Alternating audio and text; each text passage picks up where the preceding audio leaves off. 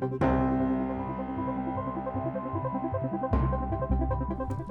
evening. We are live at 7 o'clock. I'm Stone Grissom, and welcome to our live coronavirus pandemic special report. And a warm welcome to all of our viewers from Westchester and Hudson Valley tonight. Well, tonight we do have a doctor from Cohen's Children's Hospital to help you sort through what's going on with COVID-19 in our communities and across the region. And we want to hear from you. Call us at that number right there at the bottom of your screen, 516-393-1800. All right, Governor Andrew Cuomo today says he is cautiously optimistic about New York's slowing COVID-19 infection rate. He says there is a dramatic decline in new hospitalizations as the state's intensive care units discharged more patients than they gained, for that's the first time that's happened. While the governor says New Yorkers are flattening the curve, we have more cases in the state than any country in the world, if you can believe that. We have an astonishing more than 170,000 people who tested positive. That's statewide. You see the numbers right there on your screen. Long Island and Westchester. Governor Cuomo says he's keeping an eye on the so-called suburban spread cases there. Those are still spiking. Long Island is now looking at upwards of 40,000. You see it right there. And the number in Westchester is a little over 18,000 right there. Well, while the governor today says he hopes we've seen the worst of it, New York's death toll, that's still rising as well. Another 777 lives were lost overnight. That brings the state total, you see it right there, almost 8,000 claimed in this pandemic. That's more than double. Just to put it in perspective, that's more than double the lives lost on 9/11. Long Island's reaching a grim milestone as well. Numbers now in the 4-digit range, more than 1,100 COVID-19 fatalities. Westchester nearing 400. Now, Governor says the key to reopening the state and restarting the economy is the antibody testing. He's offered a full partnership with the federal government to bring the mass testing to scale. Now, he says we need millions of tests to get people back to working. And today the president says he's creating a second coronavirus task force to focus solely on how to reopen the country.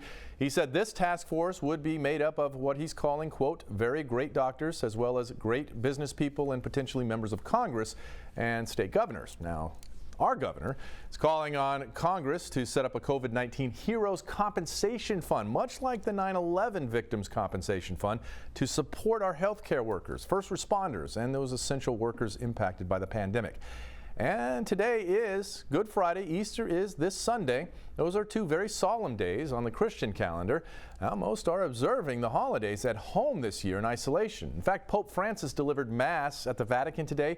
It was an empty St. Peter's Basilica. And believers on Long Island and Westchester say they'll be celebrating virtually since houses of worship are right now off limits. All right, let's get right to our discussion. Joining us tonight is Dr. Mundeep Kainth, a pediatric infectious disease specialist from Cohen Children's Medical Center. Thank you very much. You guys do an amazing job. You're working all day. You're taking care of all of us, and then you come on the show and do such a public service. So thank you very much for that. Thank you for having me. Yeah, let me start off. How are you doing and how are your colleagues doing? We're doing great. We are right now working in the Children's Hospital. We actually are helping out our adult colleagues as well. We are very proud of the collaboration between both sides of Northwell, where we can have adult doctors and pediatric doctors work hand in hand. So we're doing pretty well. Okay, well, you guys stay safe, and again, thank you. You really are heroes. Let's go to the phones right now. Matthew from Malvern. Matthew, you there? Yes, how you doing? How are you? What's your question tonight? Good, thank you for taking my call. My question is, if you contract the coronavirus and you spike a fever, somebody told me that it's better to keep the fever going for a while because that's like your body's way of fighting it, or should you kill it right away, the fever, with like Tylenols?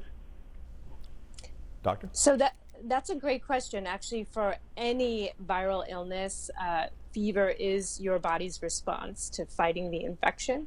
And what we try to tell anybody who has a fever is that what you want to do is control it for these 3 reasons. One, you're just not feeling well. You're achy, you're miserable, you just need to feel better. So sometimes taking a medicine for that is important. The other reason is if you feel like you might be getting dehydrated, so you're not urinating at least 3 times a day, especially in young children who don't understand that they have to drink and eat even when they're not feeling well. And the last is if you're not able to sleep well, I think that's a very important part of the healing process for any illness, COVID-19 or not. So those are the usual pieces of advice I give parents and I give patients of ours. And let me follow up on that, because you and I were talking before the show this evening about people taking different drugs prophylactically, you know, as a safekeeping. We've heard a lot about hydroxychloroquine. What are your thoughts on that? Yes, so there is a small study that came out where they looked at the use of hydroxychloroquine in healthcare workers, and they actually are finding that there was no effect of using hydroxychloroquine to prevent coronavirus infections. So there might be a need to call up your doctor or to get some hydroxychloroquine because you want to prevent illness, but it's not really showing to be true in the science. And it also it creates a deficit of the drug as well for other people who really need it, right? Absolutely. So we want to make sure that we have any medication that we would like to use for coronavirus to make sure we have enough of it for the really sick hospitalized patients that are, fighting for their lives. Okay. So that's really important. Okay. Let's go up to Hudson Valley. Margie, are you there? Yes, I am. Margie, thanks for calling. What's your question? Thank you. Thank you for taking my call. My question is, I have an uncle that developed fever on Monday, and he went to get tested on Tuesday. He still hasn't gotten the results, but now he's experiencing diarrhea, and it comes every so often, but then the fever spikes up like at night. Is that normal? So we are seeing symptoms other than respiratory symptoms, which goes along with a lot of viral illnesses like the flu, where you can have not just cough, but sometimes you can have some type of gastrointestinal symptoms like diarrhea or vomiting, nausea, abdominal pain. So you can see that. However, in his case, if he's still having fevers for a prolonged amount of time, you also might want to make sure that he is staying well hydrated with that diarrhea, and have him speak to his medical care provider as soon as he can. And doctor, is the big tell the shortness of breath, or can you also get COVID-19 and really not be short of breath? So there's a very wide range of symptoms, actually, all the way to no symptoms, to very mild cough and cold symptoms, to a very severe lower respiratory tract infection, or you'll feel this very deep cough. And you can have this wide variety of presentation, or you can start off with some of those symptoms and it will go away, or you'll start off with those mild symptoms and it will get worse. So we're seeing a variety of these symptoms, but because we've really focused on those who are hospitalized, we're really just hearing about those who need help to breathe because the infection has gotten down into their lungs. Okay. Back to the phones. Carrie from Copeg. Carrie? Carrie, there? Can you hear me? Yes, yes. What's your question? Okay. My question is, my son came home from college, and he was very sick with respiratory illness, and he was coughing for days. And then my daughter's boyfriend tested positive for the COVID virus. My daughter and I wound up getting sick about a week later, just like my son, very sick, but no fever. Nobody had a fever. They wouldn't test my son because he didn't have a fever. So am I to assume that the two of us had the virus because nobody will test us since we didn't have a fever? So I think that's a really great question, because we are trying to understand if COVID-19 has been basically the virus that's left over in the community. Are we seeing flu? Are we seeing other viruses? Perhaps we are, but because we're not even testing for those viruses as well, many providers are trying to distance themselves from patients who might be ill that don't require severe respiratory support. So we're trying to see if we understand whether someone who has mild or moderate symptoms might have COVID-19. It is possible. Do I know for sure, or do you know for sure? Not particularly, especially because if you are someone who doesn't have maybe direct contact with someone who's been COVID-19 positive, it's a little bit less difficult. It's a little bit less clear if you have the disease or not. So one would just say at this point to act as if you have COVID-19. Everyone should sort of act as if they have COVID-19 because we have such a wide range of presentation, all the way from really no symptoms that we think that people are carriers, all the way to these really severe symptoms. So for now, I don't know the answer to the question, except we should perhaps make sure that we act as if we have the illness so that we protect everyone around us. And Doctor, let me follow up on that. If we do have COVID-19 and it's resolved because we had mild symptoms, do we even know yet? Is it still too early to know whether we can then become a carrier to it, to give it to someone else? So there are some studies to look at how long we carry the virus in our nose and mouth after we have been infected. And actually the length of carriage is not as long as one would think. It's about 7 days, people say. In some pediatric reports, there might be some longer shedding, as we call it, of the virus.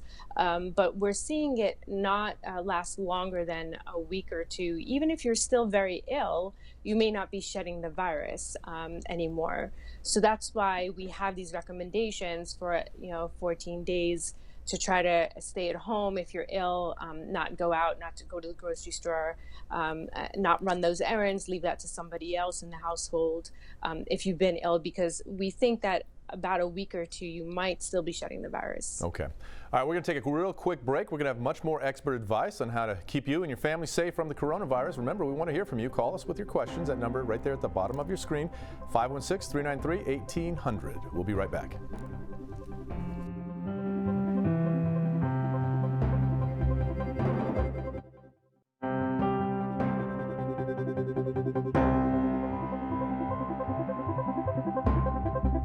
Welcome back to our live coronavirus pandemic special report. Let's bring back in the doctor, Dr. Mundeep Kainth, a pediatric infectious disease specialist at Cohen Children's Medical Center. Again, thank you for your time.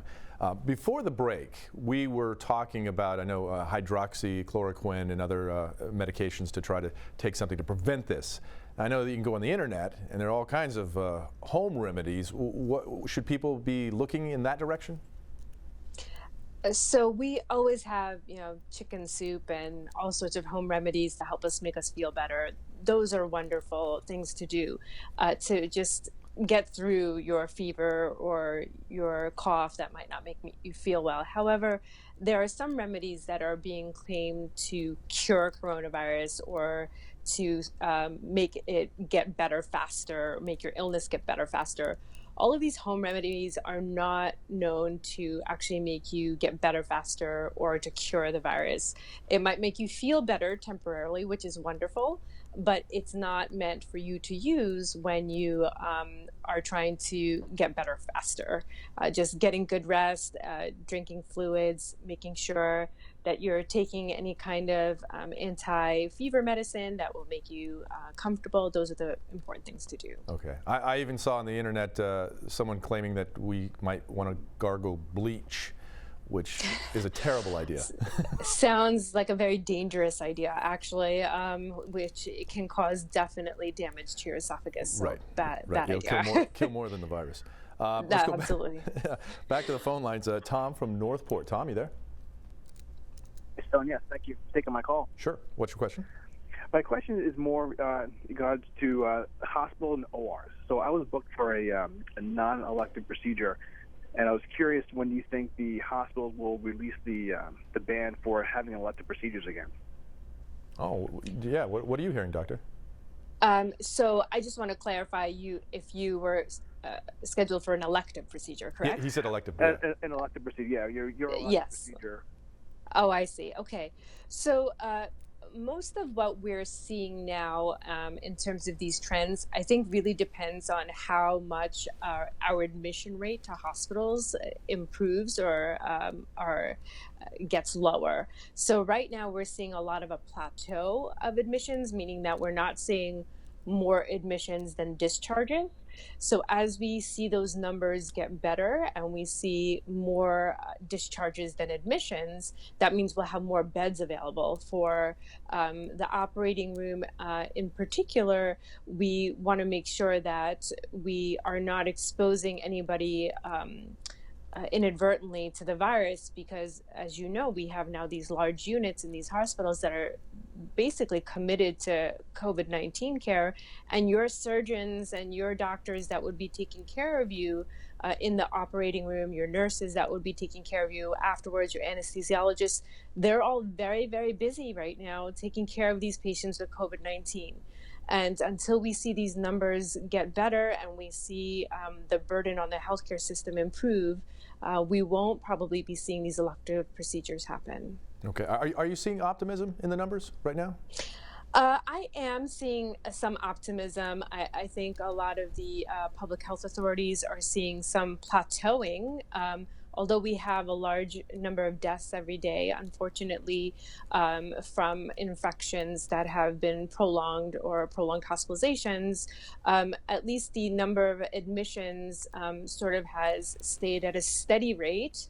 And the number of discharges is improving. It means that we're at a plateau. It does not mean that we're quite over the hump yet. We still have a long ways to go, I think, to get there, but the social distancing seems to have been working. Oh, great. Let's go back to the phone. Stephen from Comac. Stephen, you there? Yes. Hi, Harvey. What's your question? Oh, I think we lost Stephen. Let's try to get Denise from Ronkonkoma. Denise? Hi. Hi, what's your question? Okay, question. Is taking your temperature every day and seeing if you have it, is that an early sign of you having it, or if you're a carrier for it? You mean having the temperature? Right. Doctor? Okay, so if you have a fever, so that's on a thermometer, you see a temperature of 100.4 or above, and you've been just checking because you felt ill or you notice that your body's aching or you're starting to have a small cough, that can be a sign of an infection. If you're monitoring because a public health official told you to monitor because you were in close contact with someone who's positive, or a person who is under investigation, as we call it, where we might be suspecting they were positive or we're waiting for a test result to come back, that's sometimes why you'll be told to monitor your temperature. But everyone has a variation of their temperature throughout the day, where they sometimes have higher temperatures at night and lower temperatures during the day, vice versa. But you really need to have a consistent fever, which would be 100.4 or above, to really be saying that you have an illness. Now, again, the asymptomatic or mild folks, we may not see that. That doesn't mean you may not be ill with COVID-19, but you're definitely not in the mild or moderate category of illness then. Okay, let's try to get Stephen's question in. I'll have you answer it after the break. Stephen, you there? Yes, I'm here. What's your question? I recently was diagnosed with Crohn's disease and had surgery, and I hadn't started any of the biologics or the medications yet. I was wondering if I still stood at a higher risk from having autoimmune or not. Okay, that's a great question. We're going to take a real quick break, and then, Doctor, I'm going to let you answer that on the other side of the break. You're watching our coronavirus pandemic special report. We'll be right back. That was a great thing.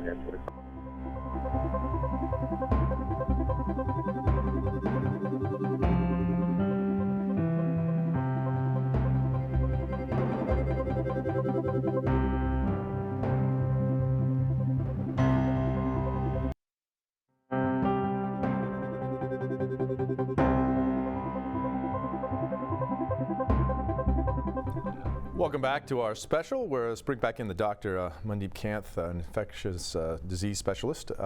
So before the break, Stephen from Comac had a question. He recently diagnosed with Crohn's disease. Stephen, I'm sorry to hear about your diagnosis, and I hope you're doing well.